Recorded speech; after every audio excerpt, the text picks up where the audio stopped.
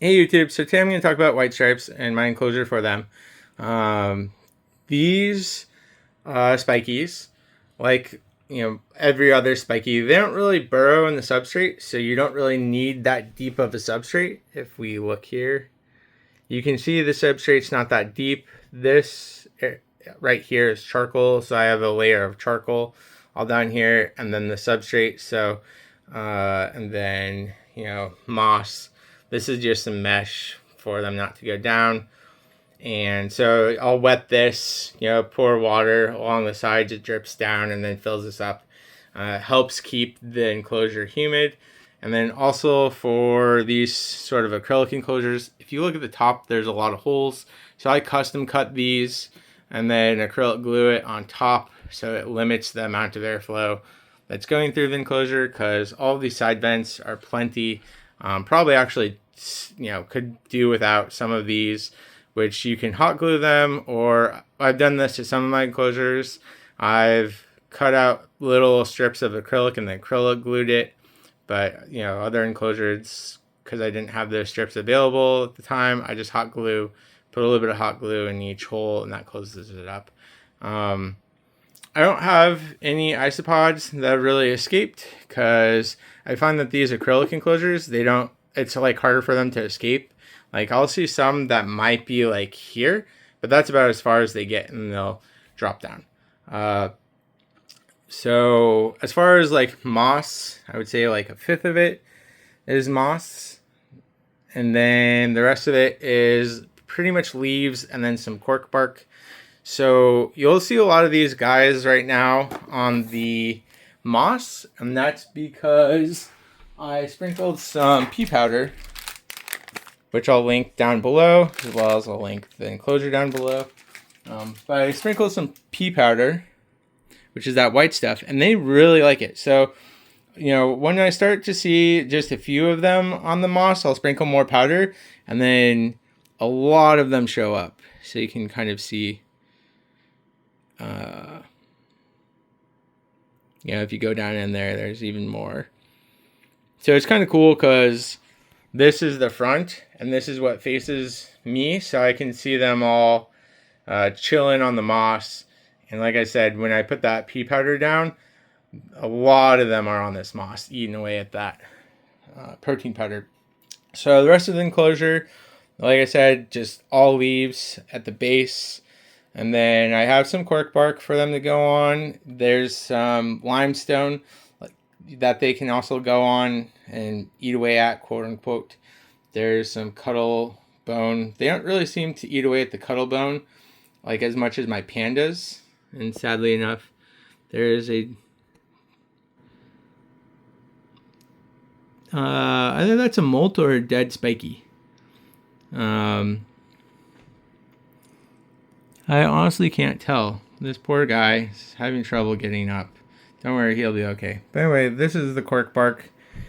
There'll be some on here, more so when they're not eating away at the moss. I just did a flip not that long ago. There's a little guy. Yeah, I did a flip.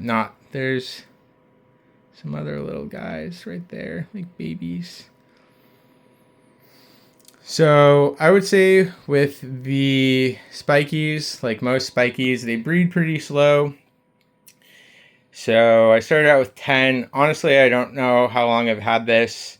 Maybe a year, less than a year. I think it's been less than a year. And now I have, I don't know, a decent chunk. Like more than 30, I would say, for sure. And then, so yeah, cork bark, leaves. They pretty much eat the leaves. I also have lichen sticks in here. I don't really see them eating away at the lichen. My panda spikies, my durians, what other spikies?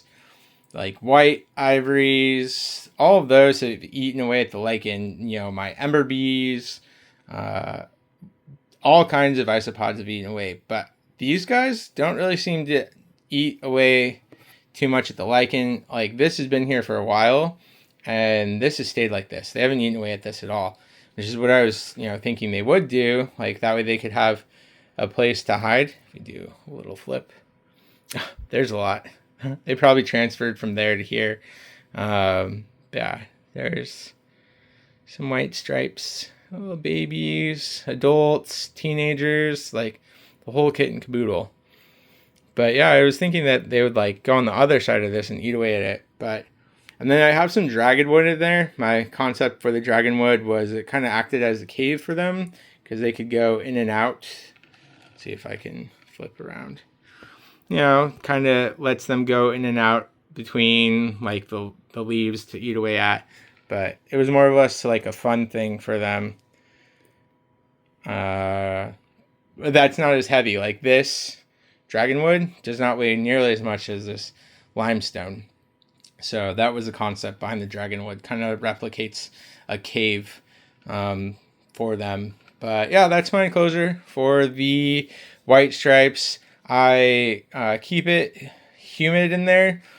So I just mist it down, which is why you see the moisture. And I also will take the top. So kind of nice thing about these type of enclosures is you can see through them all the way around, so it like makes it nicer to observe. Like this is usually in the front, so this is at eye level. And if you watched my video on the gills versus spinosis, you'll see where this is in my collection and how you know, the height and what it looks like. But yeah, so it's nice when I put the powder down because then I see a bunch of them. Sorry, blurriness. But anyway, so for misting them down, I just do a light spray, and then I'll lift the cork bark up and spray under there too. And then I spray on the bottom. Oops. So I'll spray on the bottom of the lid, and I just push it in, and then that helps keep it humid. And I do that probably every few days. I used to do it every day, but I think that was kind of unnecessary. So now I do it every few days, and it seems to be fine. They're still alive. They're still doing well. You can see they have babies. So that's my enclosure. Let me know what you think down below. But it's very interesting because my Panda Spikey's setup is completely different. Once again, these guys don't really seem to eat the lichen. But my Panda Spikeys, they eat the lichen. These guys don't really eat the cuttlefish or cuttlebone. My Panda Spikies eat away at the cuttlebone. Like I've already had to replace little chunks of cuttlebone on their enclosure. But their enclosure was made for me by Isopod Barracks because I got them from him. And once again, he's local to me. And just like the gills, he made the enclosure for the Panda Spikies. So, you know, that way they wouldn't fail. And that was a nice thing for, you know, to spend a little bit of extra money on, was to get that custom enclosure, which he actually used this same sort of setup. So if you want to check that out, go look at the video whenever I post that. But their care as far as humidity for the Panda Spikies, I don't miss them as much, which is kind of why I stopped misting this like every day instead now I miss it every few days. But yeah, you know, once again, Panda Spikey is just like everything else that is a spiky. Not very thick substrate. You want some moss. You don't have to have too much. And you want lots and lots of leaves. And these guys don't seem to like the lichen as much. So I wouldn't say lots of lichen sticks. But Panda Spikies, definitely lots of lichen sticks.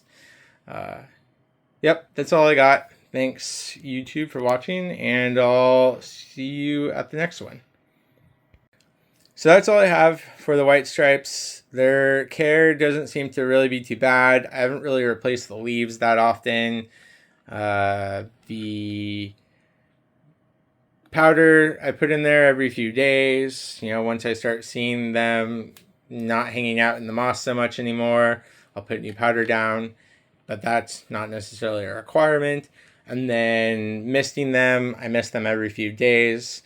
I used to mist them daily, but I think that's unnecessary, so now it's been every few days. So their care is not too bad. Their enclosure to create isn't too bad. Actually, it's probably easier than your normal enclosure because they don't need much substrate. So, you know, you're not spending a lot of money on substrate or creating lots of your own substrate for their enclosures.